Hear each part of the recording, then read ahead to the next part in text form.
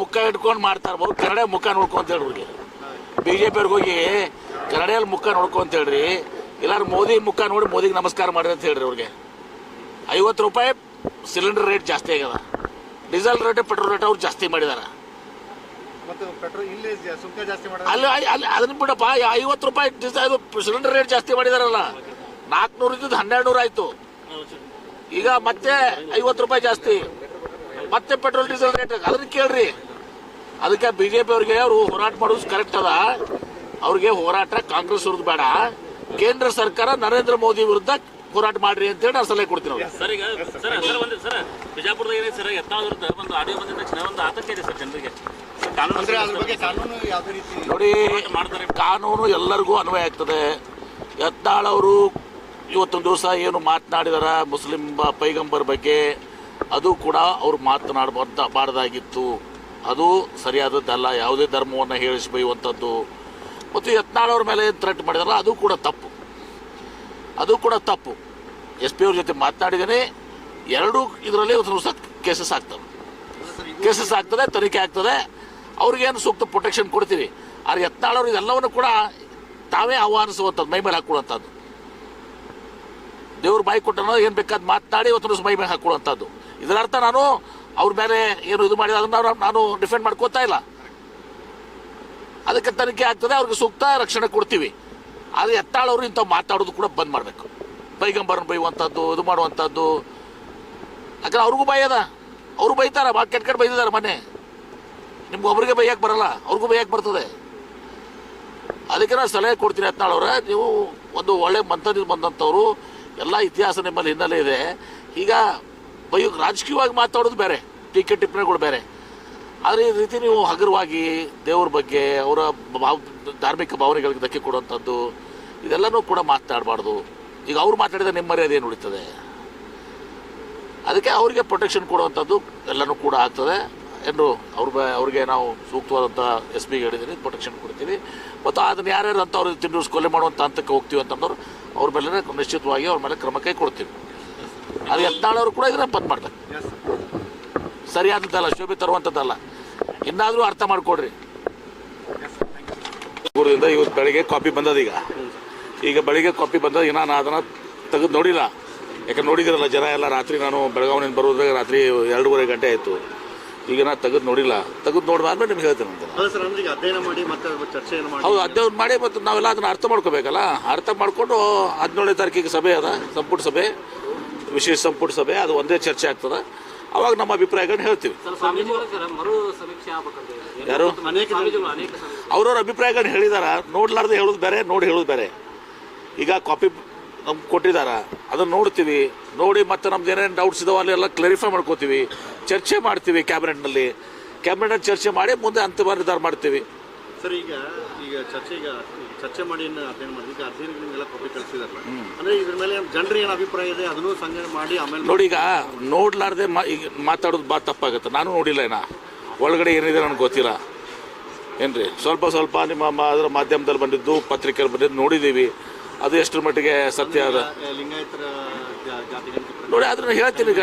ಲಿಂಗಾಯತರು ನೋಡಿ, ಅದ್ರ ಹಾಗೆ ಕಡಿಮೆ ಅಂತಾರೆ. ಈಗ ಲಿಂಗಾಯತರಲ್ಲಿ ಇವತ್ತು ದಿವಸ ವಿಶೇಷವಾಗಿ ಏನಾಗಿದೆ, ಭಾಳಷ್ಟು ಸಮುದಾಯಗಳು ಅವು ನಮೂದನೆ ಮಾಡೋದಿಗೆ ಕಾಸ್ಟ್ ಮಾಡೋದ್ರಲ್ಲಿ ಮೀಸಲಾತಿ ಸಲುವಾಗಿ 2A ಮತ್ತು ಸಲುವಾಗಿ ಅವ್ರೇನು ಮಾಡ್ತಾರೆ, ಹಿಂದೂ ಗಾಣಿಗ, ಹಿಂದೂ ಬಣಿಜಿಗ, ಹಿಂದೂ ಸಾಧು ಅಂತ ಬರ್ಸಿರ್ತಾರೆ.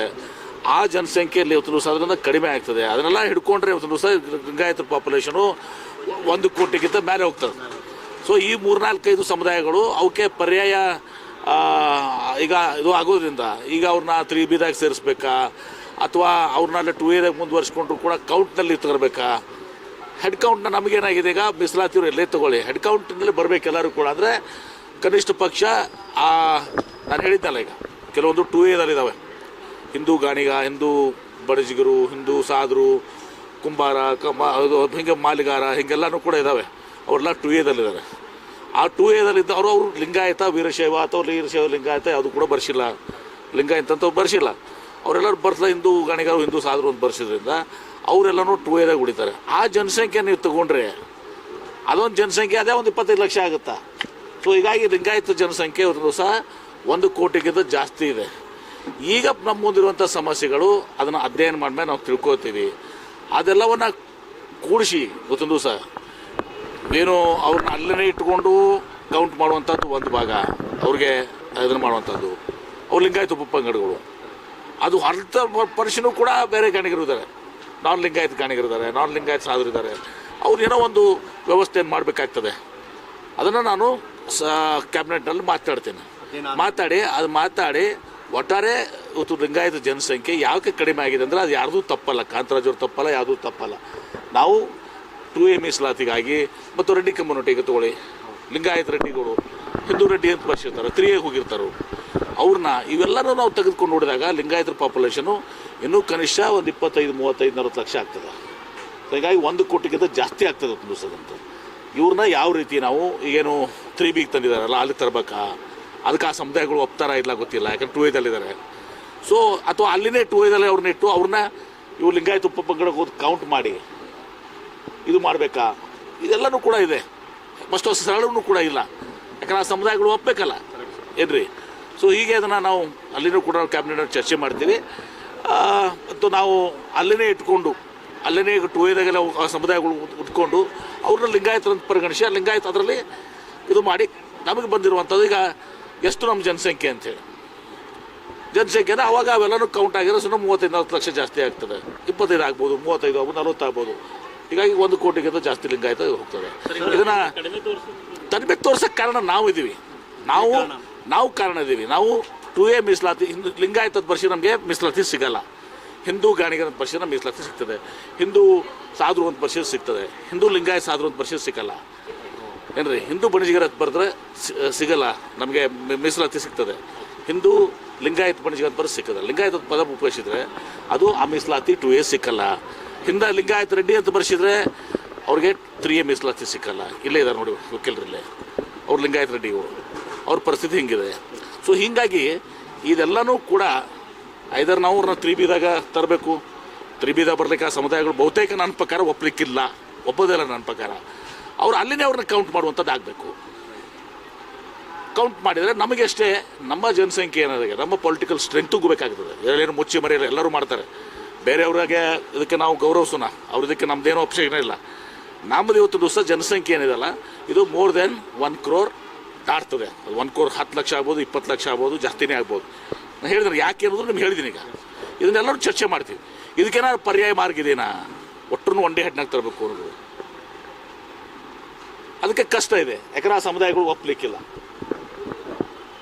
2Aದಾಗಿದ್ದ ಸಮುದಾಯಗಳು ಅವ್ರು ಒಪ್ಪಲಿಕ್ಕಿಲ್ಲ. ಸೊ ಇದೆಲ್ಲ ಸಮಸ್ಯೆಗಳು, ಇದನ್ನು ಹೆಂಗೆ ಬಗೆಹರಿಸಬೇಕು, ಏನಾದರೂ ಉಪಾಯಗಳದಾವ ಅಂಥೇಳಿ. ಆದರೆ ಇಷ್ಟೇ ಯಾವುದೇ ಸಂಘರ್ಷ ಕಡೆಯಲ್ಲ, ಎಲ್ಲರೂ ಕೂಡಿಸಿ ನಮ್ಮ ಲಿಂಗಾಯತ ಇದು ಪ್ರಶ್ನೆ ಬಂದಾಗ ನಾವು ಕೂಡಿಕೊಂಡು ಚರ್ಚೆ ಮಾಡಿ ಇದನ್ನು ಒಂದು ಇದು ತರ್ತೀವಿ. ಒಟ್ಟಾರೆ ಇಷ್ಟೇ ಹೇಳಕ್ಕೆ ಬಯಸ್ತೇನೆ, ನಮ್ಮ ಜನಸಂಖ್ಯೆ 75 ಲಕ್ಷ ಅಲ್ಲ, ನಮ್ಮ ಜನಸಂಖ್ಯೆ 1 ಕೋಟಿಗಿಂತ ಜಾಸ್ತಿ ಇದೆ. ಯಾಕಿದೆ ಅನ್ನೋದು ನಿಮ್ಗೆ ಹೇಳಿದ್ದೀನಿ. ಇದನ್ನು ನಾನು ಸಂಪುಟ ಸಭೆಯಲ್ಲಿ ಕೂಡ ಹೇಳ್ತೇನೆ.